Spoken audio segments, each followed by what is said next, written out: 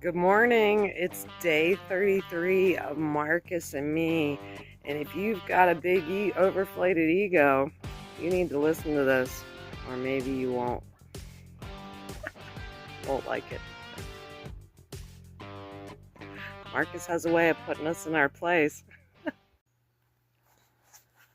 Today's 33rd meditation with Marcus begins, words once in common use, now sound archaic. And the names of the famous dead as well. Camillus, Caeso, Bolessus, Dentatus, Scipio and Cato, Augustus, Hadrian, and Antoninus, and whoever else. Insert some names. Everything fades so quickly, turns into legend, and soon oblivion covers it. And those are the ones who shone. The rest, unknown, unasked for, a minute after death. What is eternal flame? Emptiness. Then what should we work for? Only this: proper understanding, unselfish action, truthful speech, a resolve to accept whatever happens as necessary and familiar, flowing like water from that same source and spring. Day 33 with Marcus Aurelius. Kind of puts a damper on all the pomp and circumstance of yesterday, huh?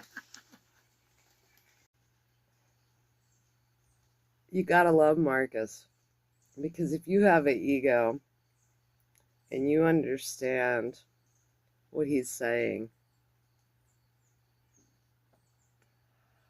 well, that ego will be smashed. I was witnessing a little bit of the parade yesterday. We had local protesters here protesting the king, not understanding anything going on. And I thought, if only you'd read Marcus Aurelius, you would realize there's nothing new under the sun. And I guess choose your role. But this too shall be forgotten, just like all those names that I can barely pronounce that Marcus wrote. Just like all the Druid high priests and priestesses that were slaughtered. The native chiefs, the commanding officers that killed them, and the roles they all played in their little game down here. I mean, at this point, it's a big Shakespearean tragedy. And you look out onto the world stage, and the true saints were the ones pulling people out of the gutter, feeding the homeless, listening to people's individual stories. Those are the true people of God, if you ask me.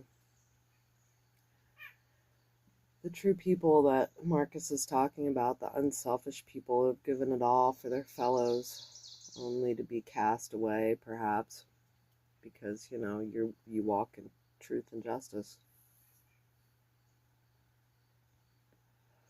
So it brings me back full circle to yesterday with the whole pomp and circumstance parade,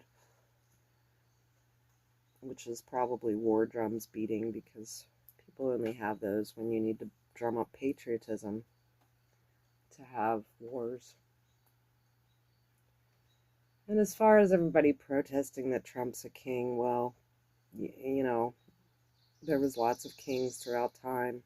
Do you remember them? Trump is not king. Our country has been lost. This global agenda is far beyond any pomp and circumstance parade. But choose your role. you know. As for me, I'm going to hang out in the woods here. I don't have a horse in this race except to just live the rest of my life and try to be just and kind to people and to love people. But don't mistake that for weakness. Mistake it for truth. And that's the truth. At the end of our lives, what do you have? How you loved people, how you treated people, and your name will soon be forgotten. You'll be a headstone if you're even that, because they'll probably try to abolish that and just dissolve our bodies and pour it out over the land. As far as I know, I don't think there's a gravesite for Marcus Aurelius, and a lot of people don't even know who he is.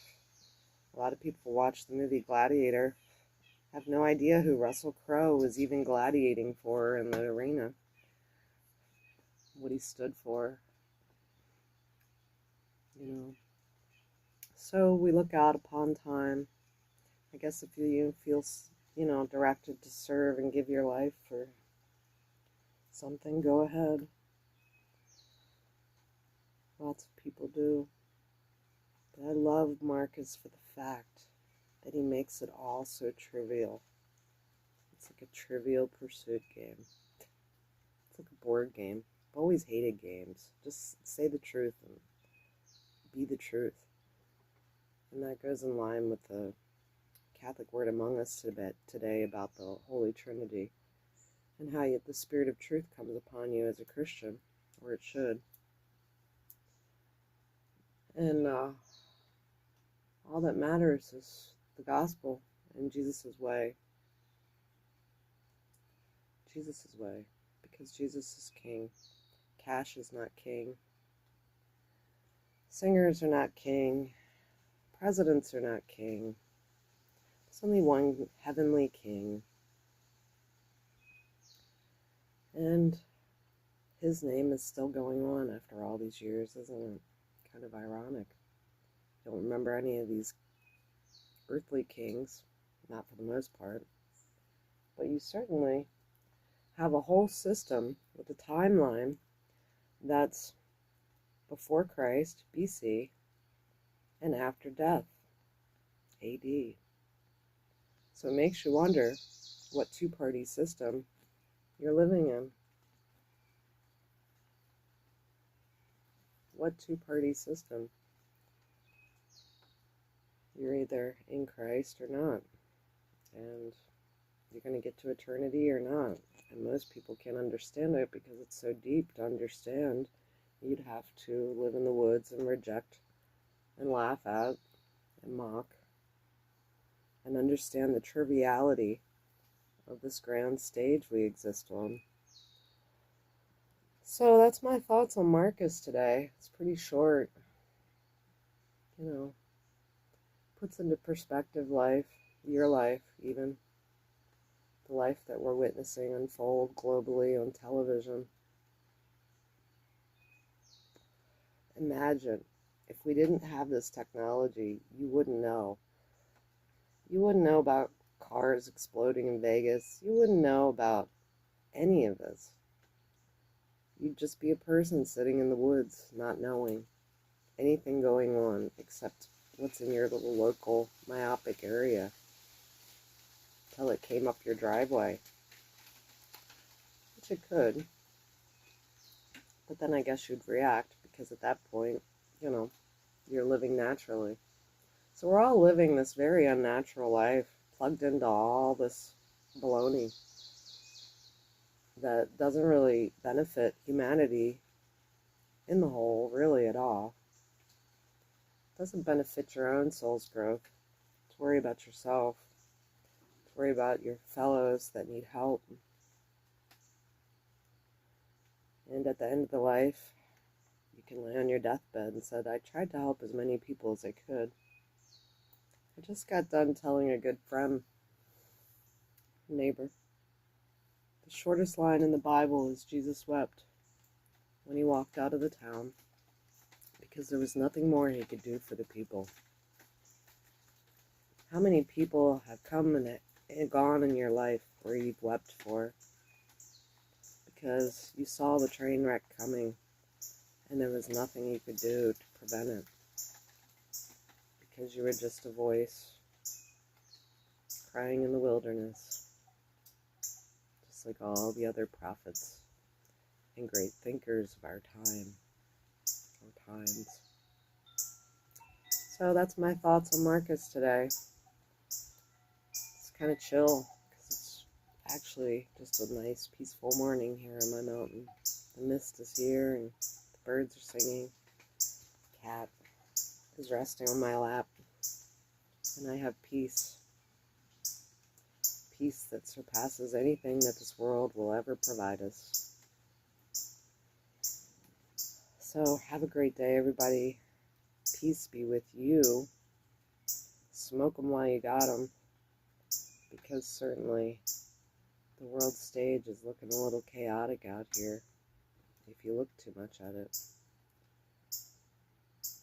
And there's all these individuals right down the road from you, maybe next door, who need a kind word, who might need a ride to the store, who might need a few bucks just to get by, or a meal.